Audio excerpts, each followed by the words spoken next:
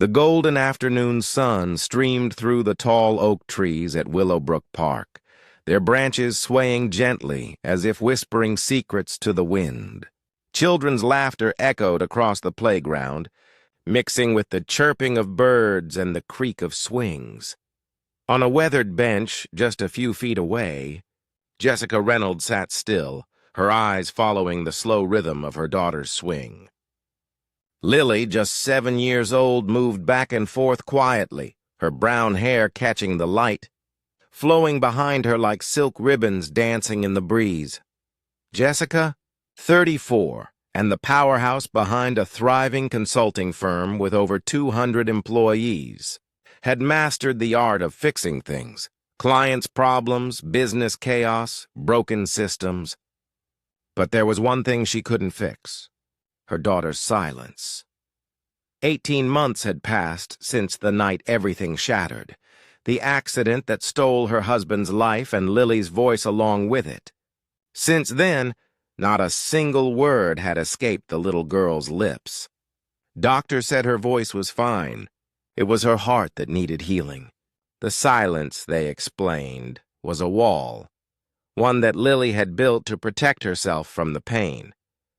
Jessica had tried it all: speech therapy, play therapy, even world-class specialists who charged more per hour than most people made in a week.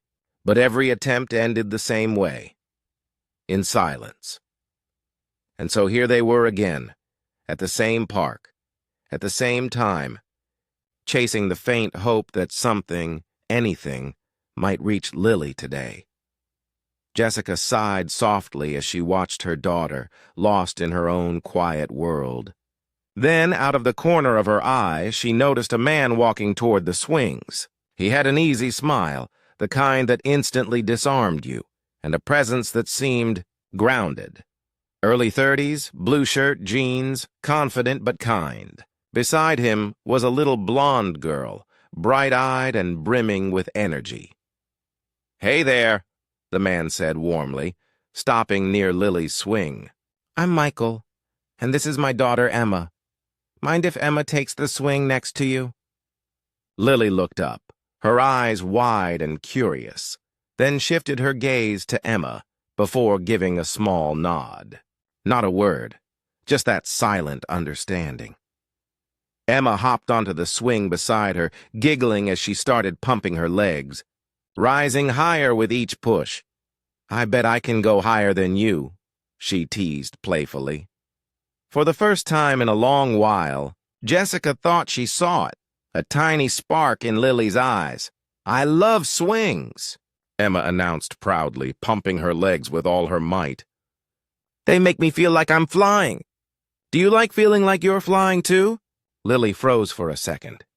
Then, to Jessica's surprise, a faint smile curved across her lips. Small, but real. It was the first genuine glimpse of joy Jessica had seen on her daughter's face in weeks. Emma's voice carried pure sunshine, bright, unfiltered, and impossible to ignore. She filled the space around them with warmth, and somehow, even Lily seemed to drift closer to that light.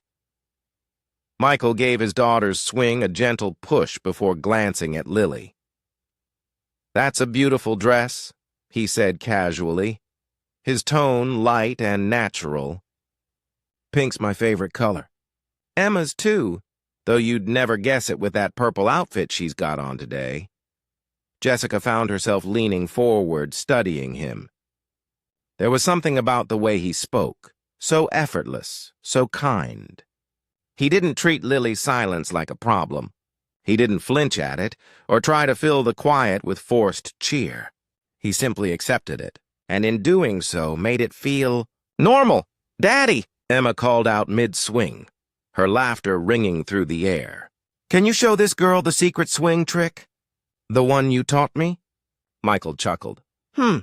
"I suppose I could," he said, flashing a playful grin. "But only if she wants to learn. It's a very special technique, reserved for true cloud flyers." Lily's eyes lit up with curiosity. She nodded, a small, eager motion that made Jessica's heart skip. All right then, Michael said, positioning himself in front of both girls. The trick is simple. You can't just swing. You have to believe you're flying through clouds. And when you do, you have to make the sound clouds make. Emma burst into a giggle. Show her, Daddy. Michael took a dramatic breath and began swaying his body as if gliding through the air. Whoosh! Whoosh! He said, his voice playful, mimicking the sound of wind rushing past. Emma joined in instantly, throwing her head back with delight. Whoosh! Whoosh! I'm flying through rainbow clouds. Lily watched, her expression changing. Wonder, hesitation, then something deeper. Jessica could almost see the battle happening inside her daughter. The longing to join in, the fear of breaking her own silence. Michael kept his tone gentle, never forcing, never expecting. You know, he said softly, the best part about cloud flying is that everyone's sound is different. Some people whoosh, others maybe whisper like the wind. He glanced at Lily, his eyes kind. What kind of sound do you think clouds make? Jessica held her breath. The world seemed to still, just for a moment. Some people make a humming sound, Michael continued gently, his tone almost magical. And some? They whisper like the wind, he smiled. There's no wrong way to be a cloud flyer. Jessica held her breath, eyes fixed on her daughter. Lily's lips parted, just slightly, as though she wanted to join in. The smallest hint of sound trembled on the edge of becoming real, but then she hesitated, her silence fighting back. Michael seemed to notice. Slowly, he lowered himself to the ground, sitting right in front of Lily's swing so they were eye level. His voice dropped to a soft, kind murmur. You know, he said, sometimes when people are learning to fly through clouds, they need a little extra magic. Lily blinked, curious. Michael tilted his head. Would you like me to share some cloud-flying magic with you? For a heartbeat, Lily didn't move. Then she gave a solemn little nod, completely entranced by this stranger who somehow understood her without words. Michael reached into his pocket and pulled out a small, smooth stone that glimmered faintly in the sunlight. This, he said, holding it up, is a very special stone. I found it by the ocean a long time ago. When you hold it and make any sound at all, even a tiny whisper, it amplifies your magic. It helps you fly higher than any swing ever could. He placed the stone gently in Lily's palm, closing her tiny fingers around it as if it were something sacred. The stone works best, he added softly, when you close your eyes, take a deep breath, and let whatever sound is inside you flow out naturally. Jessica sat frozen, barely daring to breathe.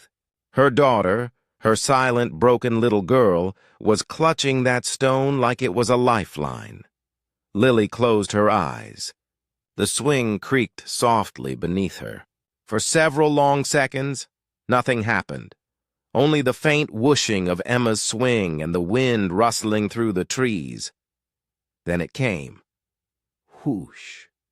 Barely audible, fragile as a butterfly's wing, but it was there, a sound, a word.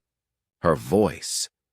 Jessica's hand flew to her mouth, tears spilling down her cheeks before she even realized she was crying. Michael's face broke into the widest, warmest smile. Perfect, he said softly, his eyes shining. That was beautiful cloud flying, Lily. You're a natural. Lily's fingers tightened around the stone. She inhaled deeply, braver this time. Whoosh, she said again, louder now, her little voice trembling but strong. Emma squealed with delight. She's doing it, Daddy. She's flying through the clouds, too. For the next few minutes, both girls swung higher and higher, laughing and whooshing through invisible skies, one rediscovering her voice, the other cheering her on. And Jessica, she just sat there, watching the miracle unfold. The air was filled with laughter and soft whooshes as the two girls soared side by side, their swings cutting through sunlight and breeze. Their voices blended like music, one bright and fearless, the other fragile but growing stronger with every pass. Each sound Lily made seemed to rebuild something deep inside her. Pieces of a voice once lost, now stitching themselves back together through joy and play. Jessica moved closer, step by step, afraid that even her shadow might break the delicate spell Michael had woven. Her heart was pounding, caught somewhere between disbelief and hope. And then it happened. "Mama!" The word burst out of Lily, clear and full of life. "Mama, I'm flying through clouds!" "Listen," Jessica froze. For a second, her brain couldn't process what her heart already knew. That voice, her daughter's voice. She hadn't heard it in 18 long months. The sound hit her like lightning. Tears streamed down her face before she even reached the swing. "I hear you, sweetheart," she choked out, kneeling beside her. "You sound absolutely beautiful," Lily giggled, a sound so pure it seemed to wash the grief out of the air. Michael quietly rose to his feet, stepping back just enough to give them space. He stood there, hands in his pockets, a gentle smile on his face as he watched mother and daughter reunite in the moment that words had finally returned. Jessica looked up at him through tears, overwhelmed. "Thank you," she whispered. "I don't know how you did it, but you just gave me back my daughter." Michael's eyes softened, and he shook his head slightly. "I didn't do anything special," he said quietly. Lily was ready. She just needed someone to remind her it was safe to speak again. "Sometimes," he added with a faint smile, "we all need a little magic to remember who we are." In the weeks that followed, Jessica and Michael found themselves meeting often at the same playground. Emma and Lily became inseparable, two little adventurers bound by clouds, laughter and shared secrets. Through those play dates, a quiet connection began to grow between Jessica and Michael as well. She learned that he was a music therapist, someone who worked with children who had been through trauma, someone who understood, instinctively, how to reach pain through sound.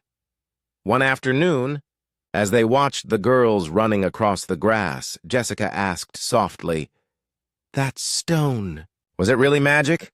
Michael chuckled, glancing at her. "Not real magic," he admitted. "But sometimes believing in magic is what gives us the courage to take that first brave step toward healing." Lily's recovery wasn't instant. There were still days when the silence crept back, when her little shoulders seemed to carry too much. But now Jessica knew her voice wasn't gone, just finding its way home again. With Michael's gentle guidance and Emma's unwavering friendship, Lily slowly began to rebuild her connection to her voice. Each day brought small victories, a whispered word, a quiet laugh, a new song hummed under her breath. 6 months later, the transformation was undeniable. Jessica and Michael sat side by side in the front row of the school auditorium, the soft glow of the stage lights reflecting in their eyes. The air buzzed with the sound of tuning instruments and excited chatter. Then, the curtain opened, and there they were, Lily and Emma, standing side by side, microphones in hand. The music began. Lily's voice, once buried beneath fear and grief, rose strong and clear, floating across the room. She sang about butterflies and sunshine, her tone light, pure, and full of hope. Jessica's heart swelled with pride. She had dreamed of hearing that voice again, but never imagined it would return with such confidence and joy.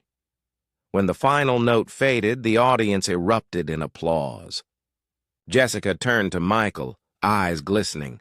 "You know," she said softly, "I used to think losing her voice was the worst thing that could have happened to her after losing her father." Michael reached over, gently taking her hand. "And now?" he asked quietly.